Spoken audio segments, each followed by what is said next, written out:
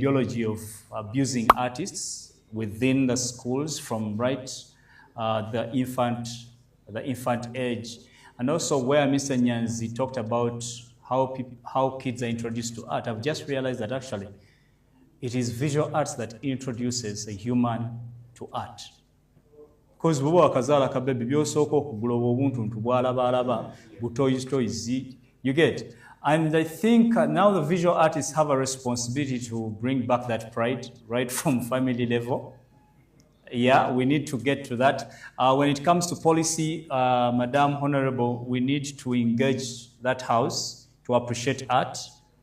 Mkulu Bate, I would also urge you to help us, the journalists fraternity, to begin to appreciate art, because of course, we've seen journalists engaging more the musicians than the poets, the filmmakers, the dancers. We need to have that, and that's the reason why I said that each person on this panel was selected for a reason. We lay a foundation to see how best we can engage together as a fraternity and then begin to appreciate the effort of every creative. And probably even the issues of the artistic rights that are being infringed, they will be curbed at that level, because that's when we get to know someone is doing this. If we don't know, probably the artist may also not know that my song has been abused or my art has been used somewhere without my right. And then to Dr. Mulekwa, I would love to also send you are in the space of education. We need the education fraternity to begin to appreciate art at all levels. One of these questions that has come in online shows you that osanga abazadde omwana baba ali mazina. Especially schools that don't have curriculums that cover that sector. I've seen the normal schools, you sit in class from morning to evening, taking notes. Can I answer that?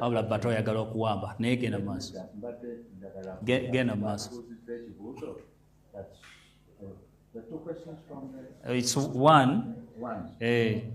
Directed to two people. Okay. I will just give an example of my experience. I regret not meeting my teacher, my music teacher. I was in B3 when I started playing instruments. I got the ego, I was the best, I was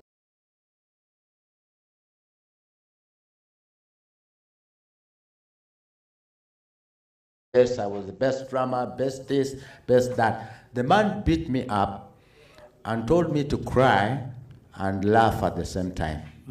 Then he told me that I'm beating you, but one day you may thank me. This could be your bread and butter.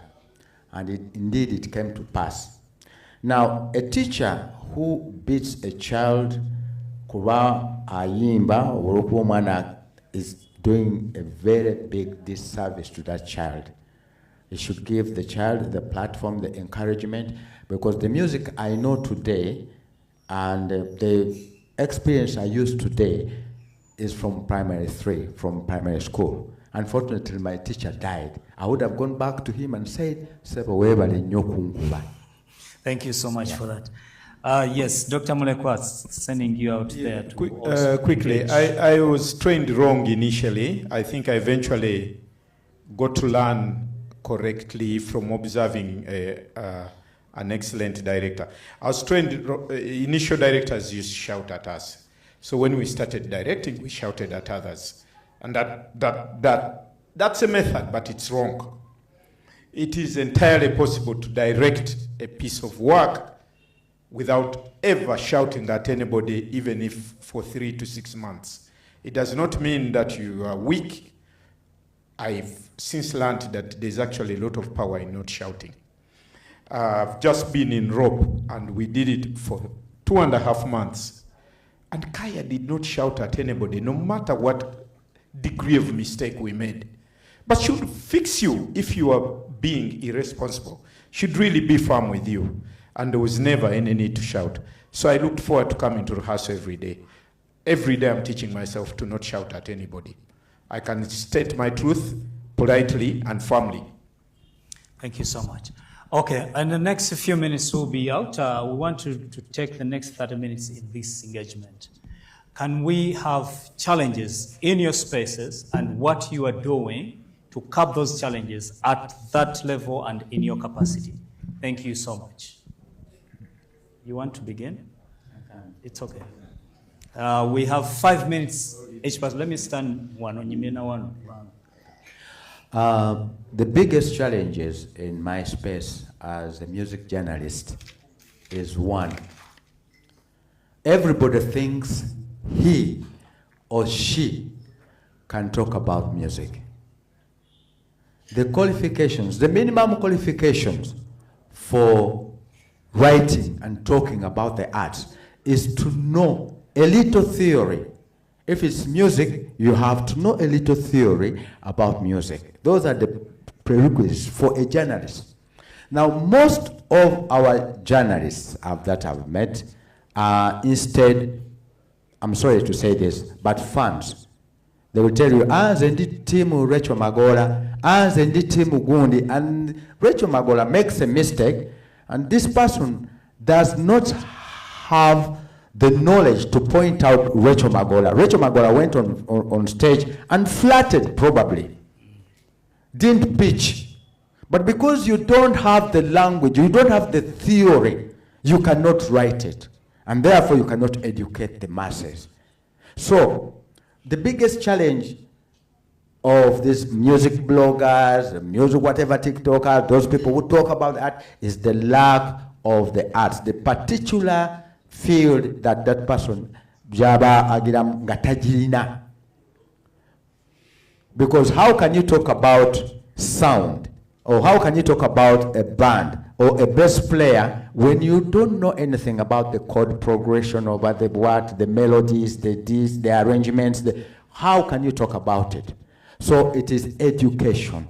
They have to be educated in order to talk about it. Are you, as senior journalist, educating them? I have my own recording studio, and I use it to learn the language, the technical language, and I've studied music, a little music.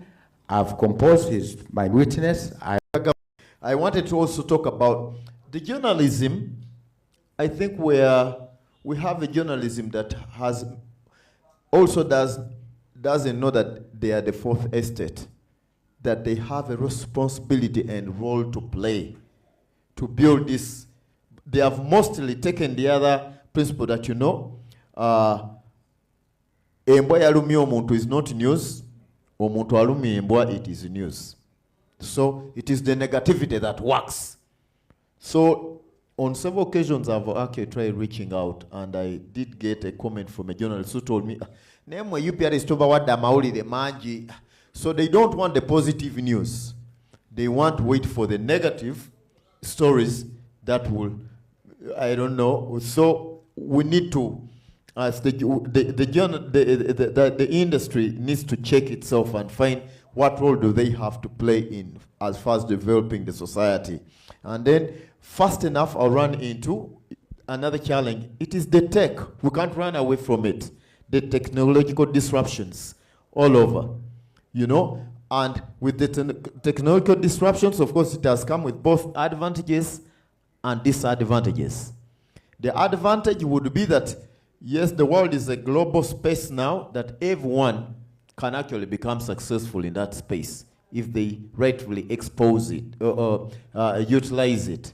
But then you find that it has also been abused to infringe, and sometimes to, just like the content you were talking about, the explicit content, So it's a challenge that we need to tackle collectively as an industry to see how we find remedies for that. Then I will not forget to talk about the regulatory framework. As CMOs, I think because of the ignorance I did talk about that across the board, there's also that problem of the regulatory framework. Sometimes the regulators not knowing the limits at which they should stop at regulating. You find that some regulators have become managers. And we have a problem with that.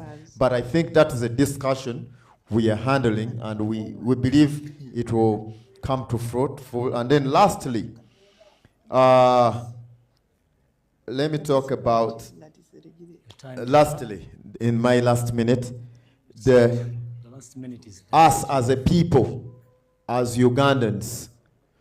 I think naturally as a people, we don't want to be compliant people, more so with regulation and taxes and what have you.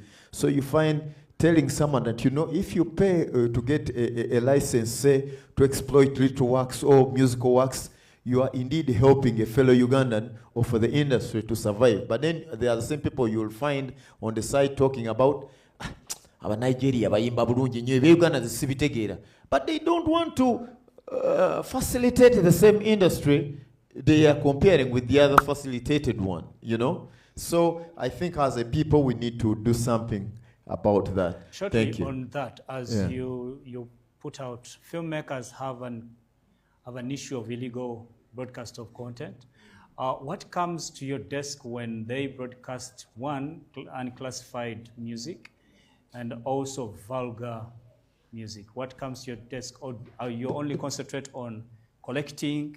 You don't cancel licenses? No, I'm not concentrating on only collecting, because right now you had Honorable Magola. Was it Honorable Magola talk about, who was, I don't remember who exactly it was.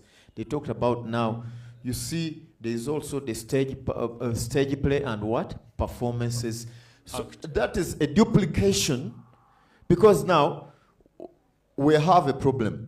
UCC has refused to help us as an industry, as CMOs, to regulate the broadcasters, to tell them that, you know, we won't give you a broadcasting license if you don't have a UPRS or UFMI license.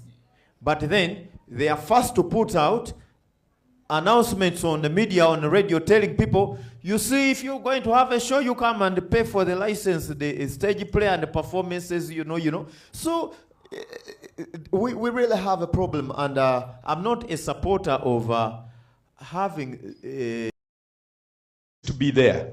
And this expansion of national cultural centers, I've heard about it ever since I was in Form 3. But these cultural centers used to be there. There was one in Mbale called Namakwekwe. There was another one at Mengo. They all used to be there. There was one in Ginger that is turned into a church. Entebbe Cinema Hall was removed. Was also removed. The thing is this. Neither those institutions you're crying for, nor the ministry is an innovation. These are things that were previously here. So it's not that they were removed. And I know that we would like to be politically correct, but I don't think that since 1986, these people are very innocent. There's been a deliberate, but seemingly innocent way of just keeping the arts aside. It's like, okay, just leave it there. Mr. Museveni is too smart to not know the influence of the arts. For goodness sake, he used the arts to wage the war. What were they when they singing, when they dancing, when they drumming? And initially, when he had just taken power, every year there was a Christmas performance in the State House. State House. Christmas. Which I know because I went to perform there twice as a student.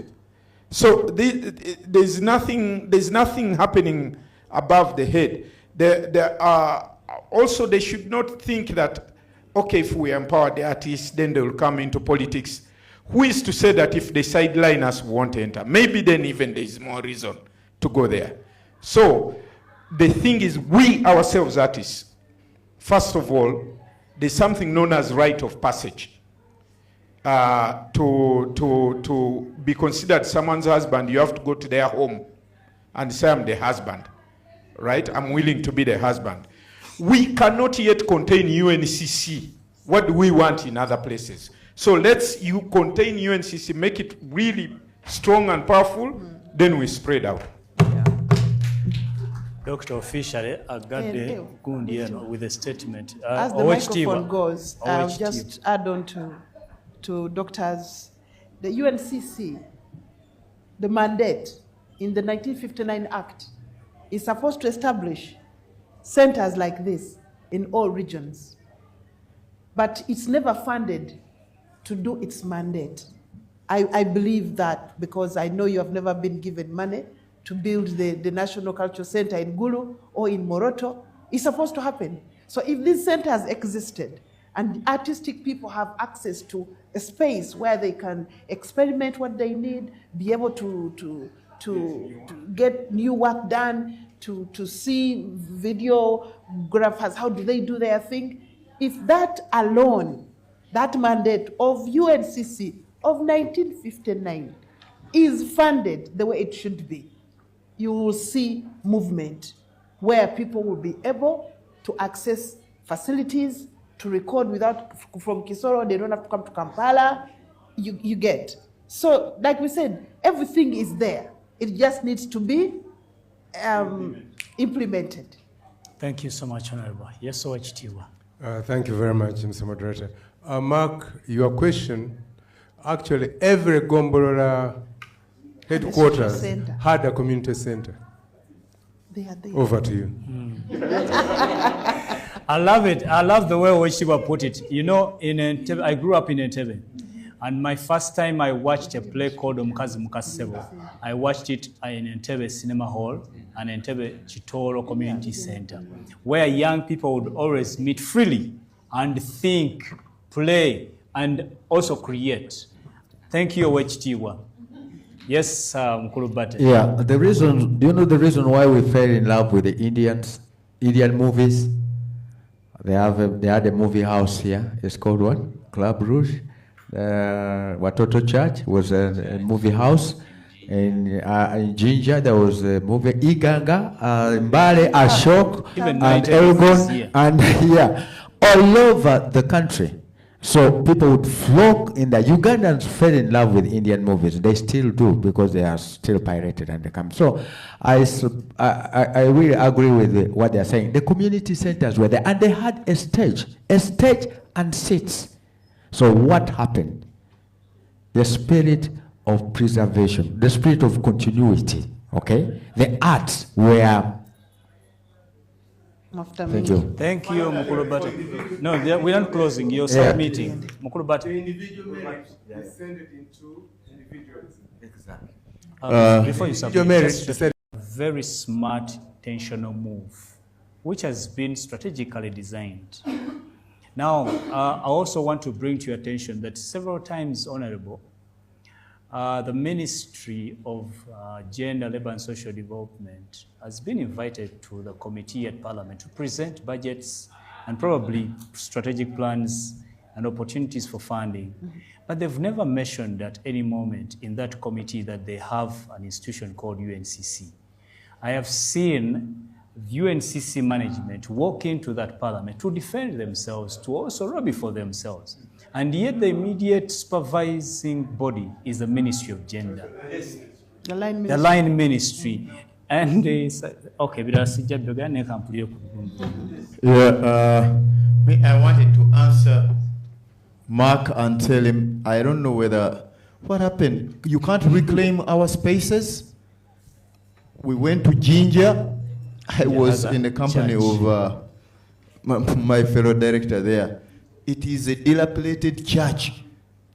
That is what that theater looks like. And I was like... Point of information. Yes. Those community centers are under the district. Yes. Mm-hmm. They are not UNCC buildings. They are not.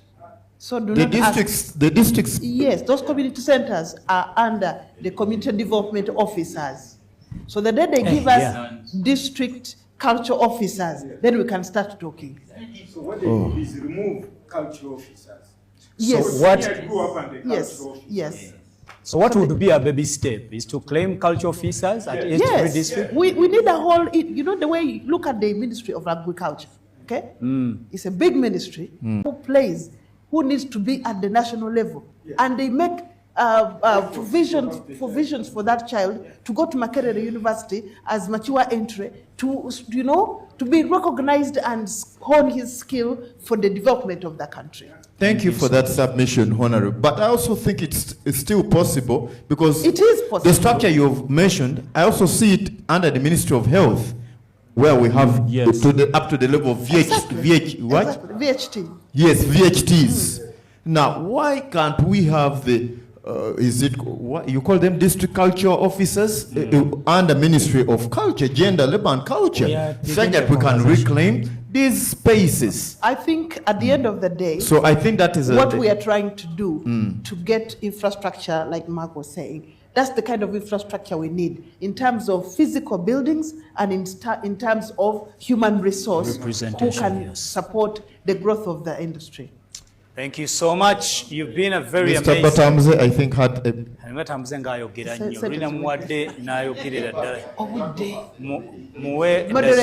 Moderator.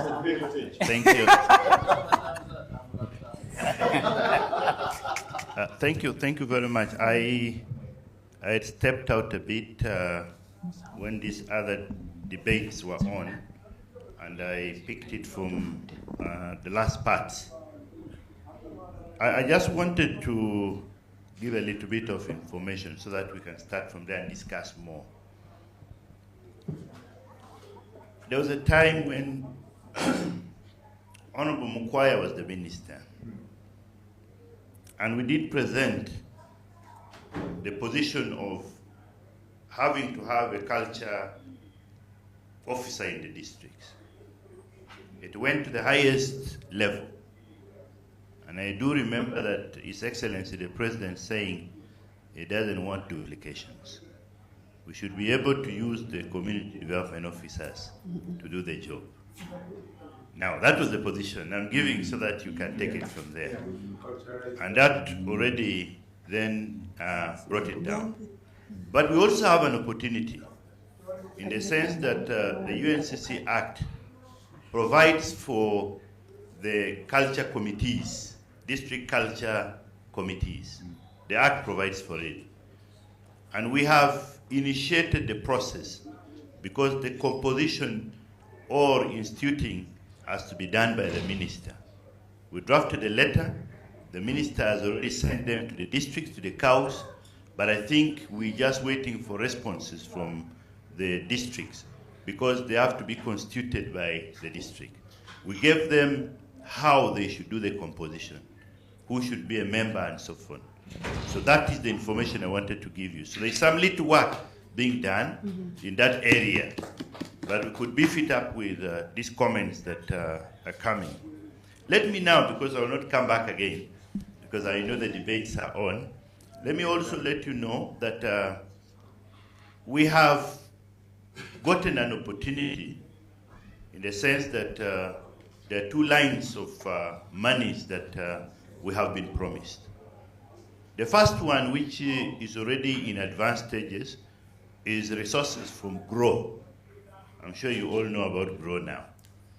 Now, GROW, through the World Bank, has identified the area of the National Theatre, not the building, but the area, our parking here, to be able to establish, to build an infrastructure of about 15 storied, but then in there, they are supposed to be theaters which could accommodate up to about 3,000, 1,000, actually there are 3, and then another of 700. The architects have already been procured through the ministry, and surveyors have done their work. Consultations are going on with artists to see how should it look like. I think 2 weeks ago we had a meeting with them here, and we gave our input to them. This is something that you need to know because as we talk about the infrastructures. Again, we also, through Ministry of Finance, our projects for redevelopment and also regional centers has been accepted in the Ministry of Finance. They have a project committee. We presented, the project committee accepted our concept, and we have now been allowed to do the profile. Now, in terms of a layman, a profile is a complete proposal. That for them, they decide to call it a profile, which we are presenting this week. But once that is that's done, because the stage one we already passed, meaning that they have now allowed us and they're going to finance it, then we will be able to start with what they call regional centers. Our thinking was to start with at least 4 regional centers. And the selection criteria is, we are trying to look at the traditional, if it is north, we're looking at the cities. If it is west, those cities will be our benchmark. So this is just information, and I thought in a conversation like this, there's some of this information that I'm privileged to and need to share. Thank you very much. Okay, so ladies and gentlemen, we are past time, and I'm seeing hands. I don't know how long your question is or comment. And so let me have Charles, one minute, and we close. So Yes, Honorable is going to leave. Yes, and if she leaves, we close. Honorable, give me 2 minutes. Quickly, the issue of infrastructure is a challenge. All of us acknowledge it as a big challenge. And I know that UNCC has the mandate to provide the infrastructure. In my view, UNCC did not take advantage of certain things that happened within the country. For instance, we know about the decentralization policy. You cannot expect an organization that is underfunded to provide infrastructure in Iganga, in Namutumba, in Ebugweri, all over the country. Whereas the districts which are receiving budgets don't have this as part of their responsibility. I know for a fact, for instance, for the public libraries also used to be under Ministry of Gender. And for them, when the decentralization policy came, they decentralized that responsibility to the districts. Some of the districts that have put up libraries since then, one of them is Moroto, and that northern Nusaf, Soroti, and other places, because they own the responsibility. So I think maybe we might want to revisit how do we make decentralization work for infrastructure for the arts. Thank you so much. Thank you. In 1 minute, please conclude. Thank you very much. I just want to add on what Mr. Nyans talked about. He talked about research and finances. And coming from the multidiscipline of both, I felt like adding something. Dr. Charles can testify that. So, as one way of, since Africans will know we're already beggars, as one way of looking for finances, we don't just look at our government. Why don't we come up with something as artists? We air our problems. The indirect way of airing our problems is through writing. Because we talk about this and that, but they are not written down. And if we sat down and wrote and published those problems, actually we are attracting the whole world to support. As I've said, we are already beggars as Africans. Thank you very much. Ladies and gentlemen, we have Culture Day tomorrow, officially. The activities opened with this, and the official day is tomorrow, so please be around. Actually, it's called World Theatre Day. From 9 a.m., lots of performances will be here at the National Theatre. And then we'll be back on the last Wednesday of April with this Ekimeza. Please stay in touch. If anyone online wants to be part of the live audience, please apply, and also we'll look through, because thank you so much, Honorable, for your time. Kulubate, thank you so much. Dr. Mulekwa, thank you so much. Chairman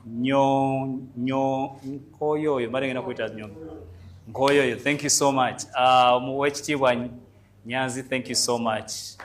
Executive Secretary Manyoli Bizenyo, China Kola Video, China Kola. Thank you so much for your time.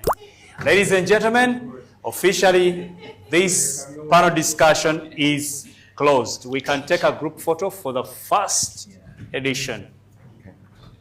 And let it be written on our production manager. Let it be written and recorded that Musingus Godfrey held, moderated the first.